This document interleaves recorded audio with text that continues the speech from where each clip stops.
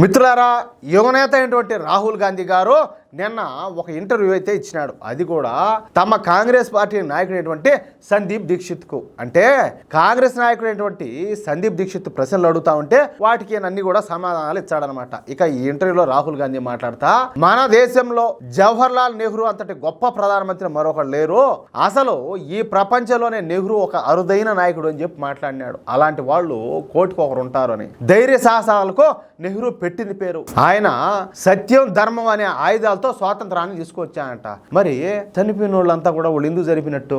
దేశం కోసం జరిపినారు కదా. ఎంతో మందిని కాల్ చేసినారు, ఎంతో మందిని ఉరి తీసినారు. మరి వాళ్ళంతా దేనికోసం చచ్చిపోయినట్టు? మీ తాత ఇంకొక ఆయన వీళ్ళు సత్యం ధర్మంగా అంతా అహింసా మార్గంలో వీళ్ళు పోరాటం చేసి వీళ్ళు స్వాతంత్రం తెచ్చుంటే చనిపోయిన వాళ్ళంతా కూడా పొద్దుపోక చచ్చిపోయారా ఎట్టా? వాళ్ళు ఎందుకు చంపినారు వాళ్ళు బ్రిటిష్ వాళ్ళు? ఏంది ఇదంతా కూడా? ఇప్పటికి కూడా జనాలను ఎరుపుష్పాలను చేయాలంటే ఇంక ఏం మాట్లాడాలా? ఇప్పుడు టెక్నాలజీ పెరిగిపోయింది, సోషల్ మీడియా యుగం నడుస్తుంది. ఇప్పుడు కూడా ఆయన పొగుడుతూ ఉంటే మా తాత అది మా తాత ఇది అని చెప్పేసి ఇంక ఏం మాట్లాడాలి? ఇంకా